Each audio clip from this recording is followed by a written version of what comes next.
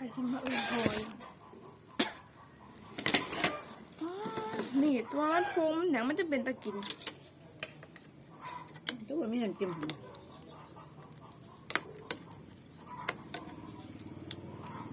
ขี้ก็บ่ออกไม่ขาก็ได้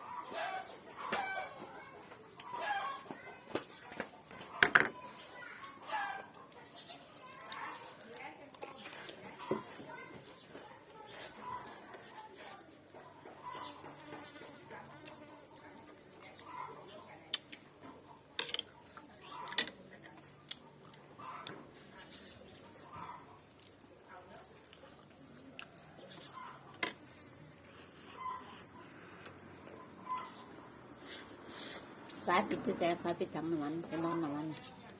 ใส่เบิ่งก็ได้เป็นหยัง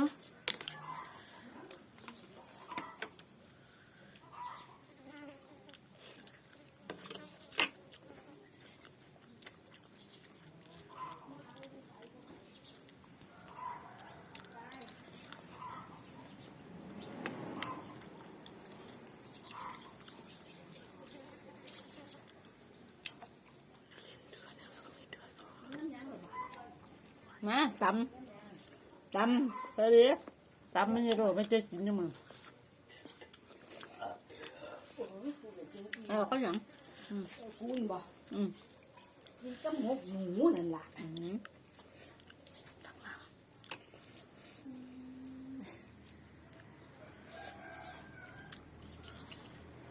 แก้วอย่างบ่ได้หรอกตำมีโรเอากับปูโสใจเห็นบ่เนี่ยมีเนี่ยดูแล้วแกกินแล้วเฮ็ดตำกินกับอีอันย่อยแหม ปูน้ำน่ะอีเนตนี่กับปูทะเลใส่เยอะวาดก็เลี้ยงแต่ว่ายายดูแล้วตำแสบอยู่ไม่ตำสะอาดแล้วตำแสบอยู่ไม่ตำสะอาดฮะต้องตำสะอาดเนี่ยไม่ให้สะอาดซื้อน้ำเย็นซื้อน้ำเย็นซื้อมันทำเสียดาวนะมาถอดเองถึงเงินเจ็ดบาทมัน70-80เอามึงมาอันปลาแบบนี้ดิกูผลมากแบบอันบกบัวหยาบไหมหลายอย่างไม่ใช่ปูนมา5 ก่อนนี่คือ4จริงๆนะมัน2 คนยังไงก็ไม่ค่อยดี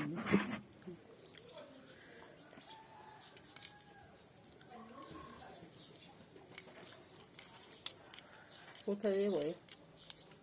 ปูมาปูทะเล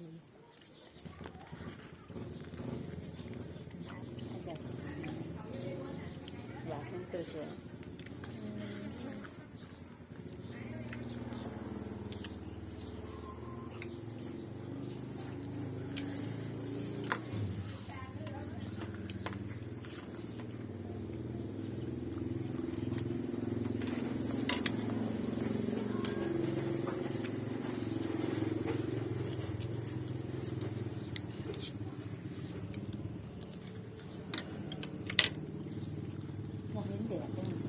แต่ว่ากับบ่หนาวร้อน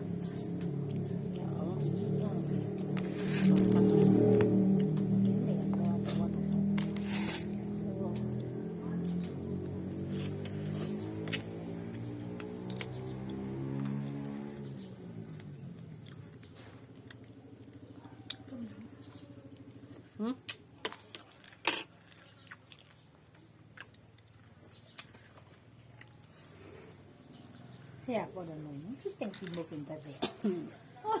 เดี๋ยวอย่างว่าได้เมื่อเอามึงเก่าเด็ดเด่นก็หาเด็ดเนาะมึงเนาะมันบ่ใส่เขียวมันไม่เขียวยำเด้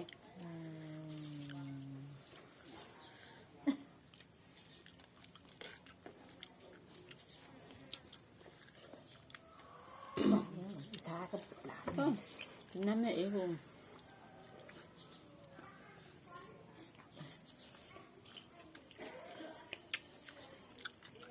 แห้งก็บอกรู้มาแห้งหนูหน่อย คุณแม่ผู้ฟัง จะพาโมเดลนี้เสียงหมดกา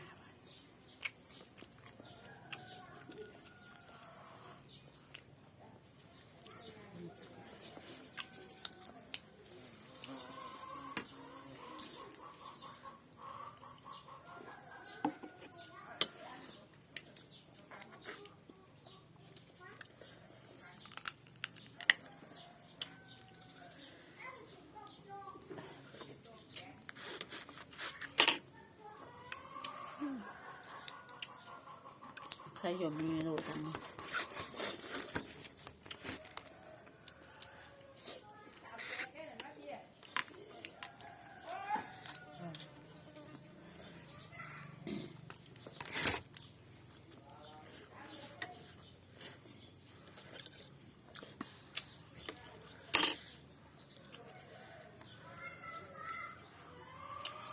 แหละเลย ถ้าอันนี้นะ แยกหัวเดียวจังสีจักบาทพ่อพันบอก ก็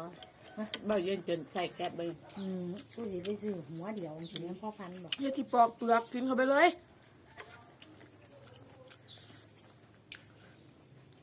เพราะเขาประจำได้เขาจำได้ถ้าเจอ2 หัว ว่าใส่เพราะว่ามันหัวหนึ่งมันอยากเสียเนี่ยกูยานมันบึบจังสิเนี่ย มันคือมันเปิดไม่ขอเอิญเขาว่าเบิ่งก็บ่เอิญก็ให้เขาไปเบิ่ง ว่ากูสิขายเลยอันนั้นกูสิซื้อเอาไปมาสั่ง5 อันเดียวแบบกูสิขายเลยอันนั้นกูสิขายเลย คือทั้งตัวทั้งถัง ถังกูจะเอาไว้ถังมันน่ะถังกูมันดีๆอยู่ถังมันเปลี่ยนแก๊สไอ้กูเปลี่ยนแต่อันนั้นมันแม่น่ะแม่ เพื่อนจังหัว กูสิขายนั่นกูจะเอาอันเดียวคือข้างมึงนั่นสิ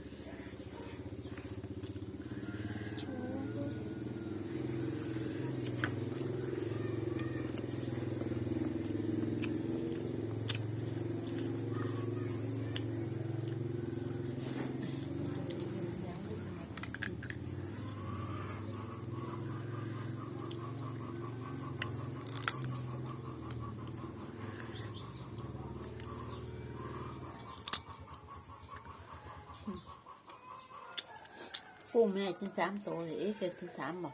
เป็น6 ตัว60 บาทก็ซื้อนี่ โอ้ยมันก็บ่ถึงใส่ได้นี่แล้วใส่เตียงให้หลายมันมีคนขายมันมีคนต่ำดินี่จะย้ายดูทนเล่น ทั้งช่อง แล้วใส่เคียงหลายต่อมันคนดังเมื่อสี่นี่